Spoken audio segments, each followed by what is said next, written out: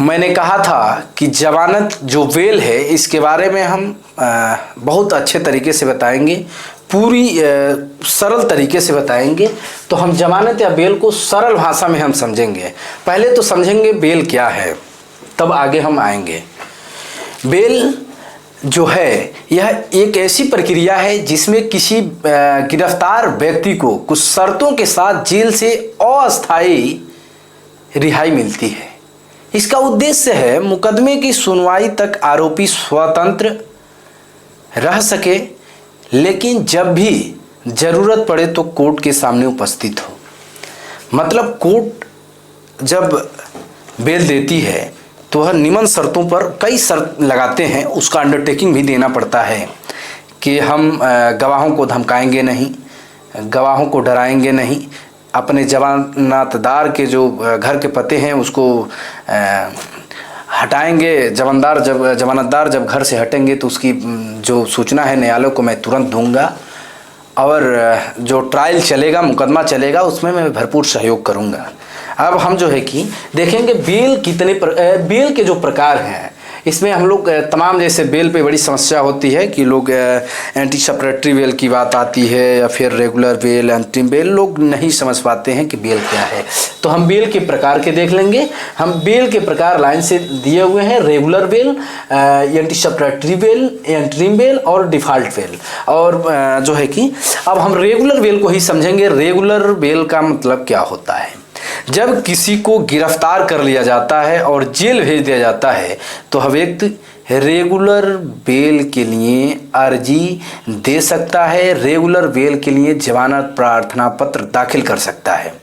यह 437 CRPC, जब कोई ऑफेंस होता है तो व्यक्ति जब जेल चला जाता है तो पहले लोअर कोर्ट में, अर्थात मजिस्ट्रेट के जो कोर्ट होते हैं, उसमें धारा 437 CRPC के अंतर्गत जमानत प्रार्थना पत्र दाखिल किया जाता है।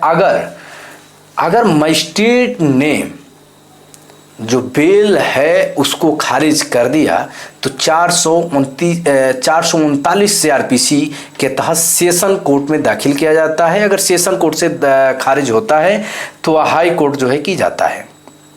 मान लीजिए हम उदाहरण के स्वरूप एक बताते हैं। जैसे एक व्यक्ति पर, अगर किसी व्यक्ति पर IPC की जो 307 की धारा है, अर्थात हत्या की जो प्रयास की धारा है, अगर ये नॉन वेलेबल ऑफेंस है, गैर जमानती आरोप है, अगर आरोप में गिरफ्तार कर लिया गया है तो पहले तो मजिस्ट्रेट के सामने रेगुलर बेल की अर्जी दिया, जैसे हमने बताया, और दूसरे जब खारिज होने के बाद सेशन कोर्ट या हाई कोर्ट जा सकता है। अब हम जो है कि दूसरी बेल है, तो मैंने रेगुलर बेल के बारे में हमने बताया। अब दूसरा हम एंटी सपरेटरी बेल की अग्रिम जमानत के बारे में बताएंगे। कई बार होता है लोग एंटी सपरेटरी के बारे में, अग्रिम जमानत के बारे में नहीं जान पाते हैं। अगर किसी व्यक्ति को डर हो कि पुलिस उसे किसी मामले में गिरफ्तार कर सकती है तो वह गिरफ्तारी से पहले बेल लेने के लिए आवेदन कर सकता है। जैसे किसी व्यक्ति पर 419 या 420 में, या तमाम ऐसे धाराएं हैं जिसमें अगर मुकदमा दर्ज कर लिया गया है, व्यक्ति को लग रहा है कि हमें गिरफ्तार किया जा सकता है, मैं निर्दोष हूं, हमें गिरफ्तार किया जा सकता है, तो वह व्यक्ति एंटी सपरेटरी बेल दाखिल कर सकता है। यह बेल धारा 438 CRPC के अंतर्गत पड़ेगी। यह बेल केवल सेशन कोर्ट या हाई कोर्ट ही दे सकती है। मैंने आपको बताया, उदाहरण सभी दिए कि 419, 420, 307 या कोई धाराएं, इस टाइप के जो नॉन वेलेबल ऑफेंस की जो धाराएं हैं, नॉन वेलेबल की जो धाराएं हैं, गैर जमानतीय धाराएं हैं, इसमें अगर आप पर लगता है कि पुलिस आपको गिरफ्तार कर लेगी तब ये बेल लेने की आवश्यकता होती है। कोर्ट अगर लगेगा नहीं कि बेल दिया जा सकता है तो बेल जो है कि कोर्ट दे देती है। अब हम एंट्रिम बेल के बारे में देखेंगे। एंट्रिम बेल जो है अस्थायी जमानत। एंट्रिम बेल, कभी कभी आप जब न्यायालय में जाते हैं तो कोर्ट एक डेट लगा देती है और कहते हैं, वकील साहब कहते हैं कि जमानत पे जो है कि आपका अंतरिम बेल हुआ है। यानी अंतरिम, चूंकि एंट्रिम बेल है लेकिन भोजपुरी में इसे एंट्रीम लोग कह देते हैं, लेकिन एंट्रीम बेल है। इसे जो है कि अस्थायी जमानत, यानी अस्थायी नहीं होता है, एक डेट के लिए होता है कि आपको इतने दिन के लिए बेल दिया गया है। यह अस्थायी राहत होती है।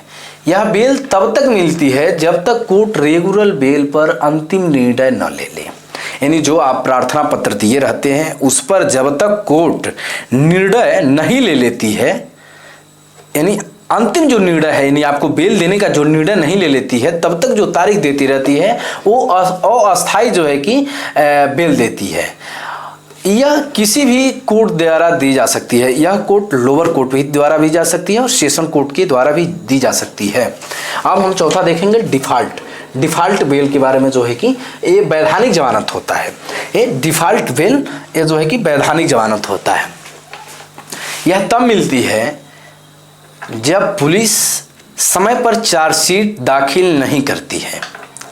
इसका प्रावधान हम बता रहे हैं जो डिफॉल्ट बेल का, यानी जब पुलिस समय से चार्जशीट दाखिल ना करे तो इसका जो प्रावधान है वो 167 CRPC में जो है कि दिया हुआ है। यानी समय सीमा, जो चार्जशीट दाखिल करने की जो समय सीमा है वो पहले तो समय सीमा यानी सामान्य तौर पर 60 दिन का है।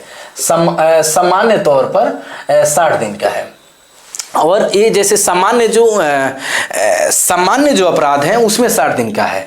लेकिन अगर गंभीर अपराध हैं तो पुलिस 90 दिन में चार्जशीट दाखिल कर देती है।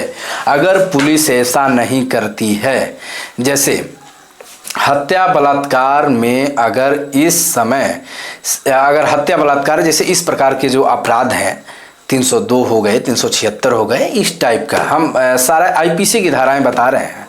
इसमें अगर इस टाइप का कोई अपराध है, अगर पुलिस ने चार्जशीट दाखिल नहीं किया, सामान्य तरह के अपराध हैं, साधारण अपराध हैं, जैसे उसमें 60 दिन, और जो गंभीर अपराध हैं उसमें 90 दिन के अंदर अगर पुलिस चार्जशीट नहीं दाखिल करती है, तब उस समय अगर इस समय सीमा के अंदर चार्जशीट दाखिल नहीं हुई तो आरोपी को जमानत लेने का कानूनी अधिकार मिल जाता है।